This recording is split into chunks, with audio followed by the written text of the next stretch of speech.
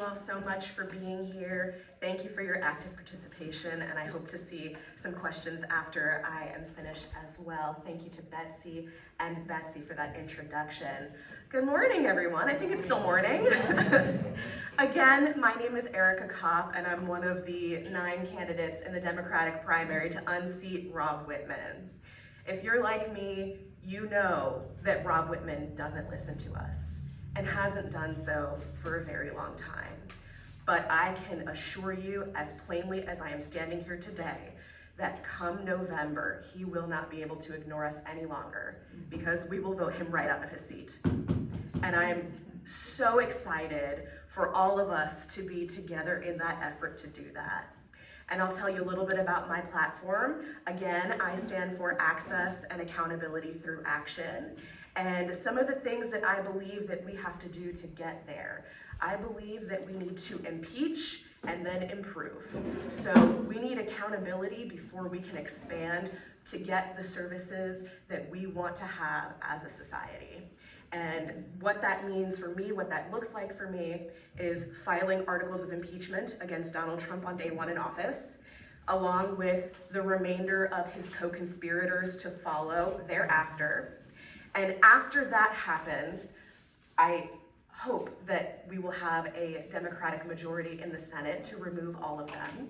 Once that happens, I believe that we can expand governmental programs to allow us to have what we need as a society.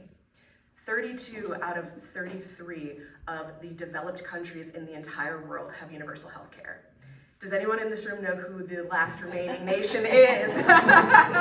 Yeah, we're all in it. We're all in it. So if everyone else in the entire world can figure out universal health care, why is it that the richest country in the world can't do it?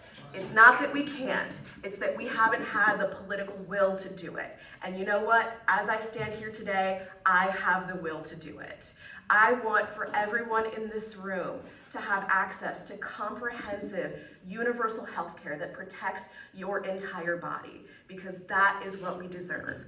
We have the money to do it, and we've seen what money can do in this country. We've seen it being used to hold people in concentration camps.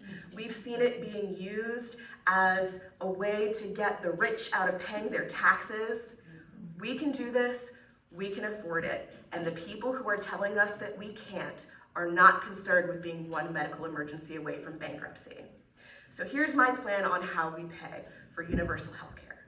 Number 1, we tax the rich. For anyone making over $10 million, we do a progressive wealth tax on income exceeding that value in levels of income between $10 and $50 million, $50 and $100 million, so on and so forth.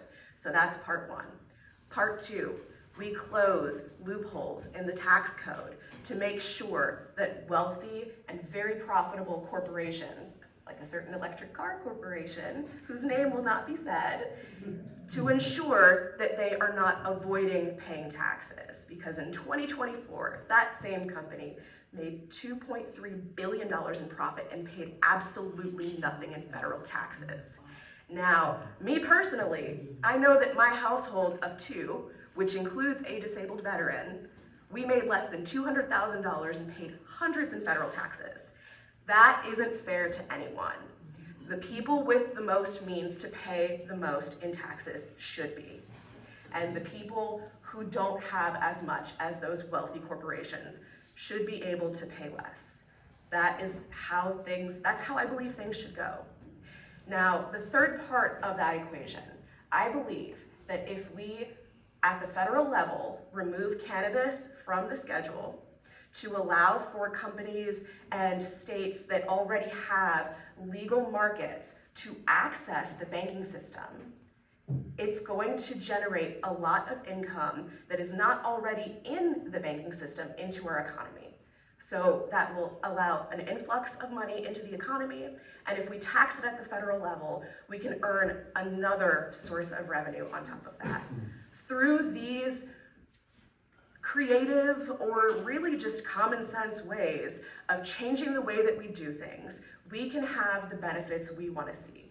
We can be the change that we want to see in this society. So through that, through gaining accountability, not just from federal officials, but also from ICE. I personally believe that we need to abolish ICE because there is no one that should be in a concentration camp in 2026 in the United States of America.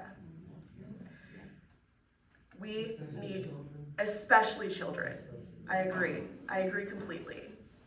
We need to be the country that claims that we are for freedom.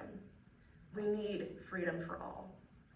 That's what I stand for, and I hope that you all will stand with me too. Thank you.